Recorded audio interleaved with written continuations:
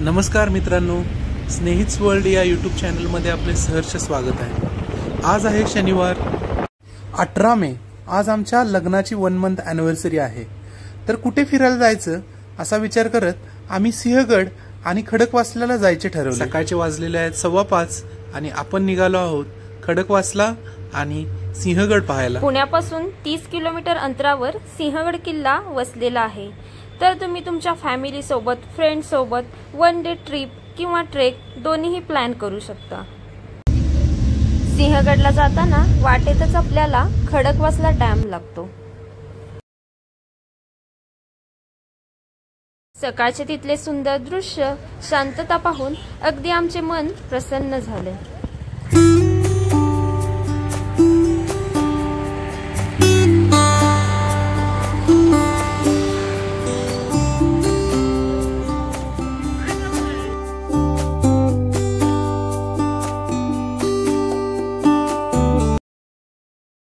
सकाळ सकाळी इतकं चांगलं वातावरण आहे आणि चहा नाही। इथे इतकी मोठी खाऊ गल्ली आहे, चहा तर असणारच। तर आम्ही निघालो चहाच्या शोधात आणि आम्हाला एक स्टॉल ओपन दिसला आणि तो पण तंदूर चहाचा। आम्ही खडकवासल्याचा व्ह्यू एन्जॉय करत चहाचा तिथे आस्वाद घेतला।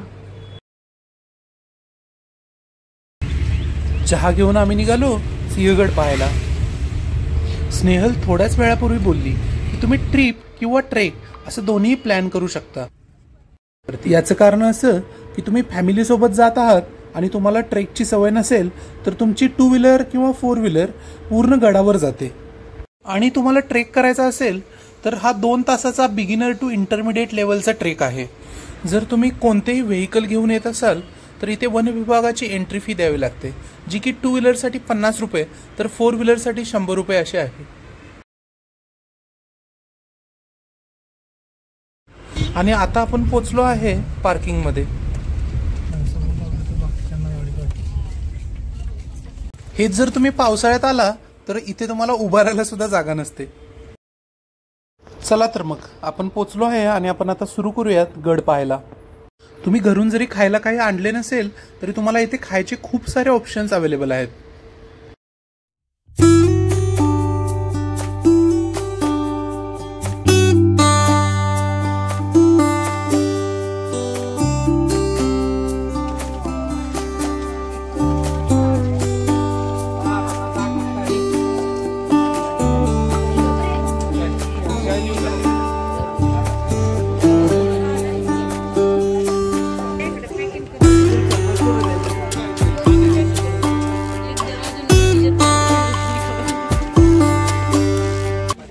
गडाच्या सुरुवातीलाच आपल्याला लागतो पुणे दरवाजा।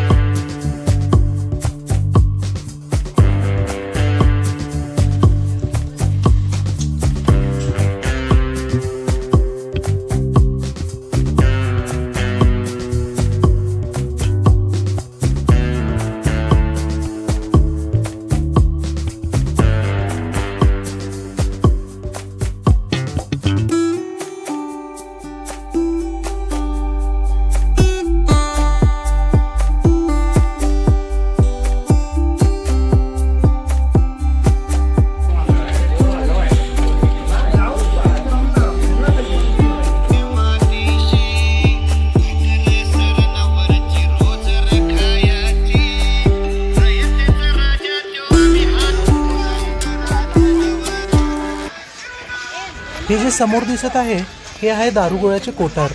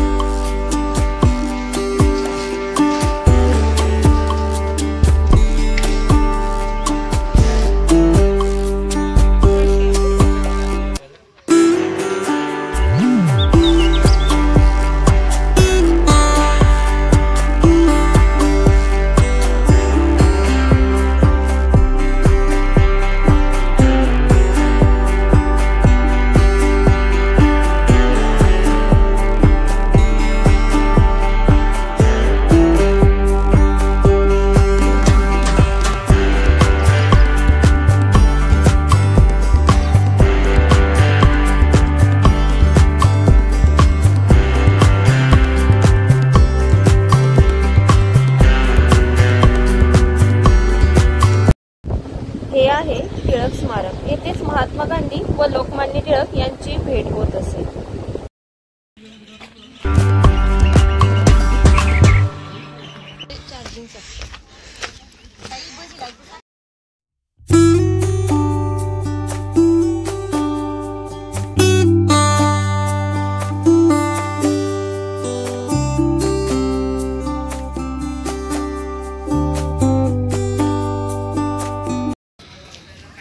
सिंहगडावर सुद्धा भरपूर मोठी अशी खाऊ गल्ली आहे.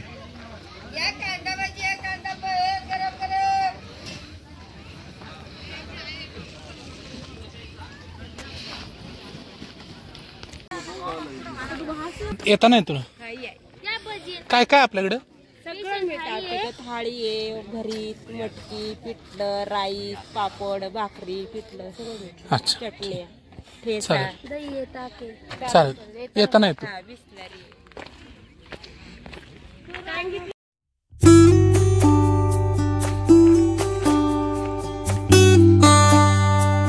आणि थोड्याच दिवसानंतर जेव्हा पाऊस पडेल त्यावेळेला स्वच्छ आणि फ्रेश पाणी पाहायला भेटेल.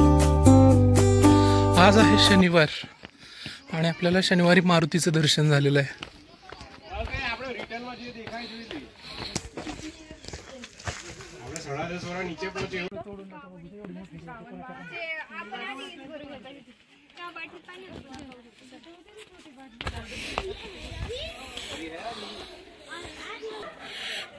हे पिण्याचे पाणी आहे आणि सिंहगडवर इथे जे पण शॉप्स आहेत ते सगळे हे पिण्यासाठी पाणी वापरतात.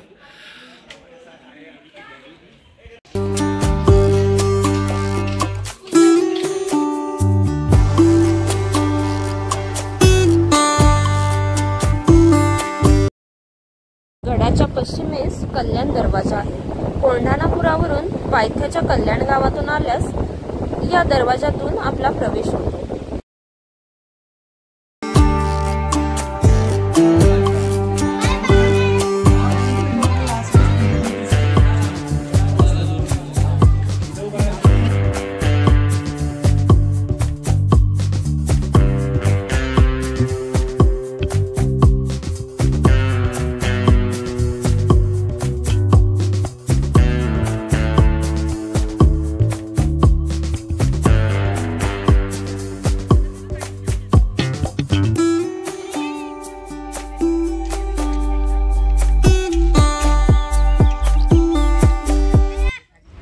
हा आहे कलावंतीन बुरुज.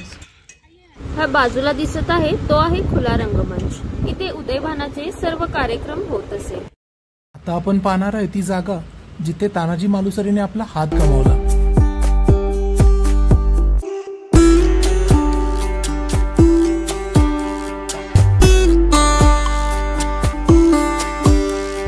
मुघल सत्तेला तब्बल 11 वर्षांपर्यंत टक्कर देणाऱ्या राजाराम महाराज यांनी वयाच्या फक्त 30व्या वर्षी सिंहगडावर आपला देह त्यागला.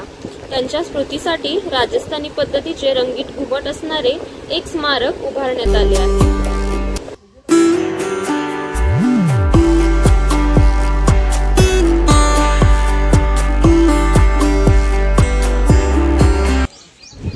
सिंहगडाचे मूळ नाव कोंढाणा होते आणि शिवाजी महाराजांच्या काळात त्यांचे विश्वासू सरदार आणि बालमित्र तानाजी मालुसरे आणि त्यांच्या मावळ्यांनी हा किल्ला एका चढाई दरम्यान जिंकला होता. या लढाईत तानाजींना वीरमरण आले आणि प्राणाचे बलिदान देऊन हा किल्ला जिंकल्यामुळे शिवाजी महाराजांनी गड आला पण सिंह गेला हे वाक्य उच्चारले. तेच हे तानाजी मालुसरे यांचे स्मारक आहे.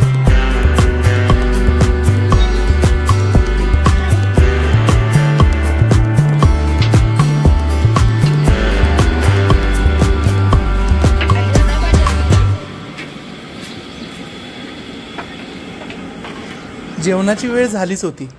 मग झुणका भाकरी बघून आपसुकच पावले तिकडे वळली. आणि सिंहगडला गेलाय आणि खेकडा भाजी खाल्ली नाही असं तर शक्यच नाही. आणि वांग्याचं भरीत तर मस्ट ट्राय होतं.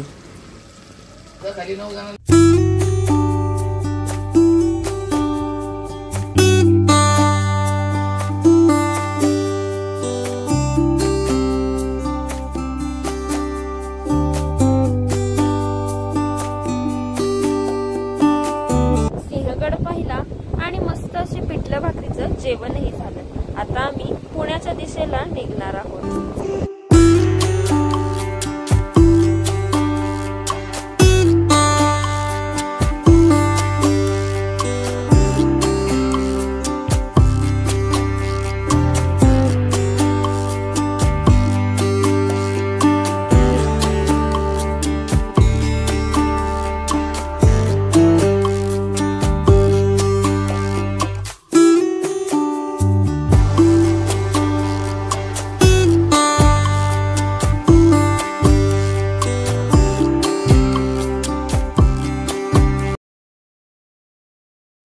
तर मित्रांनो आणि मैत्रिणींनो, तुम्हाला हा ब्लॉग कसा वाटला हे कॉमेंट्सच्या माध्यमातून नक्कीच कळवा. आमची वन डे ट्रिप मस्त झालेली आहे. पुन्हा भेटूयात पुढच्या ब्लॉगमध्ये. तर सबस्क्राईब करायला विसरू नका. Please comment, share and like. Thank you. जय जिजाऊ, जय शिवराय.